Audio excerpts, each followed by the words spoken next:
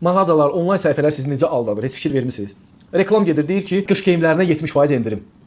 Gedirsən mağazinə, görürsən ki, bir dənə gödəkçə qoyublar, deyir ki, ancaq budur bizim endirimdə olan malımız. Faktiki aldadır sizi. Digər bir misal. Yazıb ki, nə bilim 55 düyümlük bir televizor 599 manat. Gəlirsən mağazinə, satçı deyir ki, bilirsiniz, indicə qurtardı o bizim bu televizorumuz, amma biz sizə daha yaxşı bir televizor təklif edə bilərik, amma 899 manat. Faktiki baha.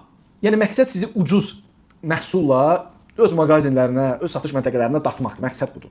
Bəzən məhsulun üzərinə elə bir nişan vururlar ki, deyirsən ki, yəni ki, bu nə bilim NASA-da istehsal olunub, yəni kosmosa uçurtmaq istəyirlər. Orqanik, ən çox orqanik, nə bilim halal sertifikatı. Sonra araşdırırsan, görürsən ki, nə halal, nə orqanik. Yəni saxtadır. Bunu bir ən azından müəyyənləşdirmək lazımdır. Hətta görürsən ki, Çin istehsalı bir məhsuldur. Üstünə yazırlar Made in Italy. Yəni İtaliyada istehsal olunubdur.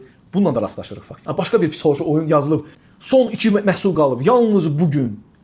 Faktiki həmin reklam 3 aydır ki, fırlanır bütün hər yerdə, amma deyir ki, son 2 gün qalıb bu məhsul tükənir. Hətta belə yazılır. Mağaza bağlanır, mallar 90% endirimə düşüb. Mağazinə girirsən, nə bağlanmaq? Elə 6 aydır ki, yazılıb ki, mağaza bağlanır.